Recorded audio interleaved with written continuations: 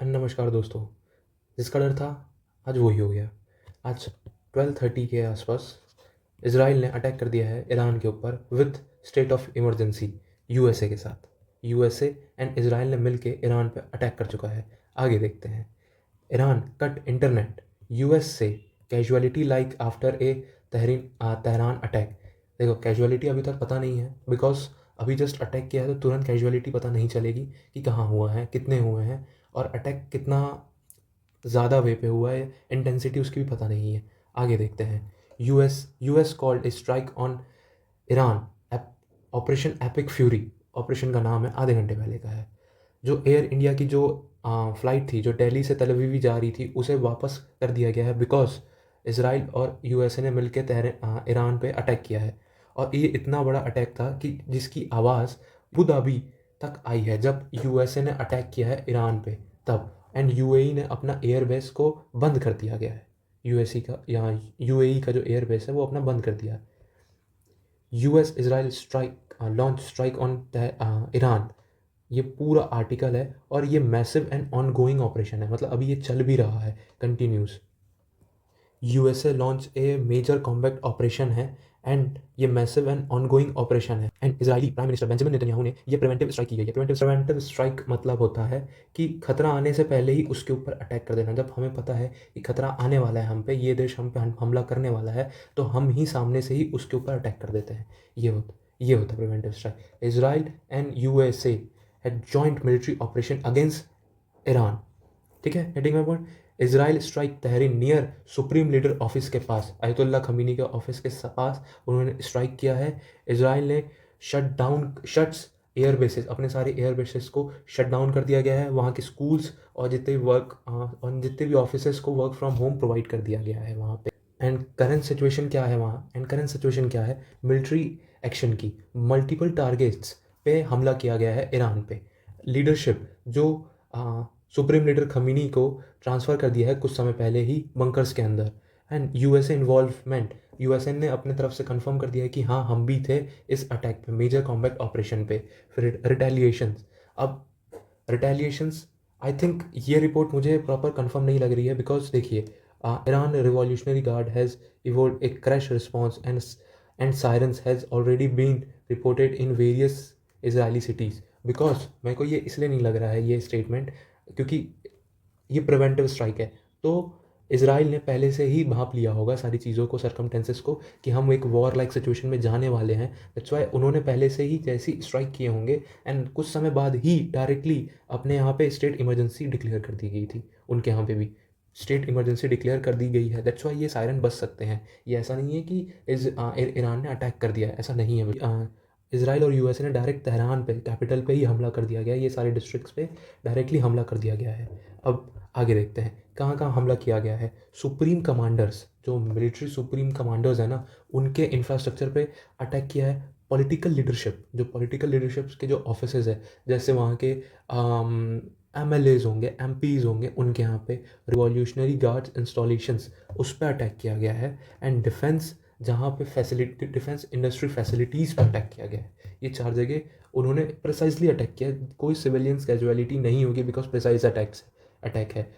And I thought जब ayatollah Khomeini जो है वो बंकर पे चले गए होंगे, अपने बंकर पे, तो गोल्डन होराइजन जो मिसाइल थी शायद उससे भी अटैक किया जा सकता होगा। आई डोंट नो, सारी खबरें अभी आई नहीं है। प्रिवेंटिव स्ट्राइक क्या होती है? रिटेलिएशंस का मतलब होता है कि इफ़ ईरान करेगा तो उसे रिटेलिएशन करेंगे। प्री एम्प्टिव स्ट्राइक उसे कहते हैं जो इमीडिएट होती है। एंड देन प्रीवेंटिव मतलब फ्यूचर के स्ट्रेटेजिक थ्रेट को देख के स्ट्राइक की जाती है, उसे कहते हैं। कहाँ कहाँ पॉसिबली टारगेट्स हो सकते हैं अटैक करने के? देखो, न्यूक्लियर इंफ्रास्ट्रक्चर पे, और जहाँ जहाँ मिसाइल्स है, ड्रोन्स है वहाँ पे। एंड देन मतलब इस इस्लामिक रिवॉल्यूशनरी गार्ड्स ट्रूप्स जहाँ पे रहते होंगे वहाँ पे स्ट्राइक करने की पॉसिबिलिटी है। ऐसा कंफर्मेशन अभी कहीं से आई नहीं है। अब देखते हैं यूएसए का एयरक्राफ्ट होस्ट, मतलब यूएसए ने अपने अपने सैनिक कहाँ कहाँ लगाए थे, कॉम्बैट डिस्ट्रॉयर्स एंड एयरक्राफ्ट कहाँ कहाँ हैं। देखिए, सबसे पहले पर्शियन गल्फ पे एक डिस्ट्रॉयर और एक कॉम्बैक्ट शिप है।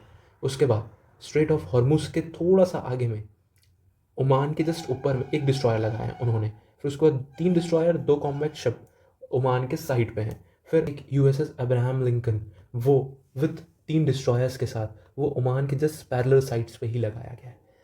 एंड बहुत सारी जगह अटैक प्लेन्स है। जॉर्डन में इज़राइल में अटैक प्लेन्स भी डिप्लॉय किए गए हैं, जो कि ऑब्वियसली उनके मिलिट्री बेसिस थे वहीं पे।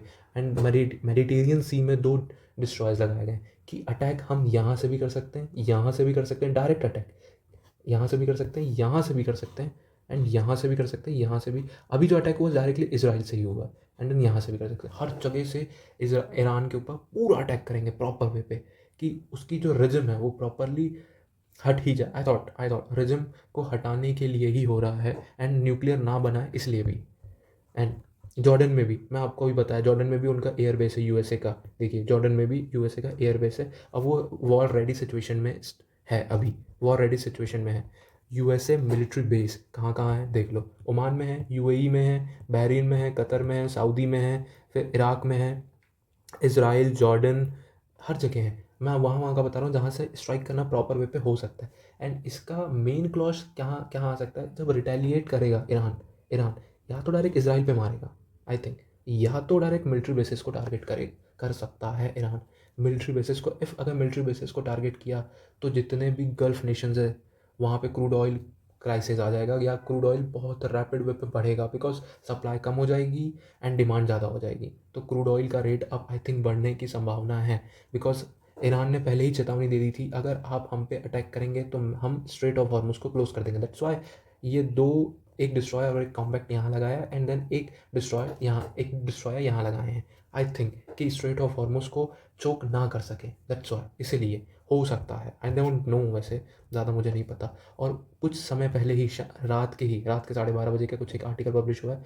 इंडिया, चाइना, कनाडा, USA ने एडवाइजरी पहले ही से सिटीज़न को जारी कर दी गई थी कि कभी भी वॉर कभी भी समय में कोई भी समय में होने की संभावना है, पहले ही चेतावनी दे दी गई थी इसी चीज़ को लेके। सेम ये भी आर्टिकल सेम है। डिप्लोमेटिक स्टाफ्स को भी कनाडा टेलीविजन से निकालना चाह रहा है। ये IAEA flag 60% uranium reserve, actual में 60% यूरेनियम रिजर्व आज आज IAEA को भी नहीं पता है वो कहाँ पे रखे हैं, क्या कर रहे हैं, क्यों इन्होंने एनरिच यूरेनियम बनाया है। ये कॉन्फिडेंशियल रिपोर्ट्स है इसके थ्रू कि वो न्यूक्लियर वेपन बनाना चाह रहे हैं या नहीं चाह रहे हैं, बिकॉज बार बार ईरान तो बोल रहा है कि हम नहीं बनाएंगे, बट जिस वे पे 60% यूरेनियम को एनरिच कर दिया गया है एंड बहुत ज़्यादा क्लोज है वो न्यूक्लियर वेपन बनाने के, और हम नहीं चाहते कि और कंट्रीज़ डेवलप करें कि न्यूक्लियर वॉर हेड्स उनके पास भी हो, बिकॉज जो रिस्पॉन्सिबिलिटिव कंट्रीज़ होती है, जो जिनके ऊपर रिस्पॉन्सिबिलिटीज़ होती है, वो कंट्रीज़ के पास हो तो चलो ठीक है। जैसे पाकिस्तान,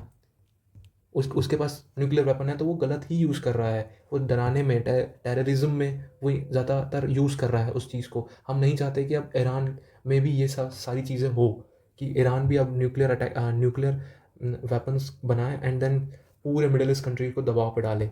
आगे देखते हैं। द टाइम्स ऑफ इंडिया का आर्टिकल है, there is a no chance and JD Vance rules out a year long war in the Middle East. मतलब इसमें कोई चांस ही नहीं बनता कि ईयर लॉन्ग ये वॉर चलते रहे। इन्होंने ये भी कहा है कि no chance any military strike on the Iran. इन्होंने ये भी बोला हम ईरान पे स्ट्राइक नहीं करेंगे, but at the end strike हो गई। एंड देन कुछ समय पहले ही, 3-4 मिनट पहले ही, कुछ समय पहले ही एक आर्टिकल आया था ओमान के फॉरेन मिनिस्टर का। उन्होंने बताया था प्रेस रिलीज में कि सारी टॉक्स एकदम सक्सेसफुली हो चुकी है, नो न्यूक्लियर मटीरियल स्टॉक पिल होगा, मतलब न्यू न्यूक्लियर मटेरियल बनेगा, ना ही एनरिच किया जाएगा। सारी टॉक्स एकदम परफेक्ट वे पे हुई है। ये ओमान के फॉरेन मिनिस्टर है और इन्होंने बताया गया था, but at the and talks fail हो चुकी थी एंड इसराइल एंड USA ने दोनों ने मिल के ईरान के ऊपर बम्बार्डिंग कर चुकी है। एंड मैं बता रहा हूँ क्यों इतना बहुत ज़्यादा वर्स्ट सिचुएशन हो गया, बिकॉज ऑफ यहाँ पाकिस्तान अफ़गानिस्तान की वॉर स्टार्ट है ही अभी कुछ दिन से, रशिया यूक्रेन की वॉर भी बहुत सालों से स्टार्ट है, एंड अब USA, इसराइल एंड ईरान, ये इन लोग की भी वॉर स्टार्ट हो चुकी है। अब वॉर है या नहीं है, बिकॉज अगर ईरान स्ट्राइक नहीं करेगा तो ये वॉर नहीं कहलाएगी, एंड चुपचाप ईरान अगर अपना न्यूक्लियर वेपन्स बनाने की ज़िद छोड़ देगा तो आई थिंक ये स्ट्राइक यहीं पॉज हो सकती है एंड सारी चीज़ें वापस डिप्लोमेटिक टॉक्स पे जा सकती है। बट एट दी एंड अब पता नहीं क्या होगा। बट प्रॉब्लम क्या आ रही है कि जितना पाकिस्तान टू यूरोप, जितना हाई अलर्ट पे है सारी कंट्रीज़, बहुत ज़्यादा हाई अलर्ट, बिकॉज ईरान कहीं भी बम्बार्डिंग कर सकता है, पॉसिबिलिटी है। तो सारे डिफेंस डिफेंस सिस्टम एक्टिव है प्रॉपरली, बहुत ज़्यादा एक्टिव है। रशिया कहीं भी यूरोप पे भी स्ट्राइक कर सकता है, अभी तक किया नहीं है बट कर सकता है। That's why Poland, Hungary, Germany, यहाँ के डिफेंस सिस्टम एक्टिव है ही। बट अब मिडिल ईस्ट के भी डिफेंस सिस्टम एक्टिव हो जाएंगे, सऊदी, यूएई, कतर, ओमान, ये सब की कि मिलिट्री बेसिस है यूएस के भी यहाँ पे भी। दैट्स वाई देखते हैं कि क्या होगा आगे। अगर आपको ये वीडियो बहुत अच्छी लगी हो तो इसे लाइक करो, सब्सक्राइब करो एंड शेयर करो अपने सारे दोस्तों को। और इससे जितनी भी रिलेटेड वीडियोज़ होगी मैं आपको एकदम अपडेटेड वीडियोज़ लाते रहूँगा। थैंक यू सो मच यहाँ तक देखने के लिए वीडियो को।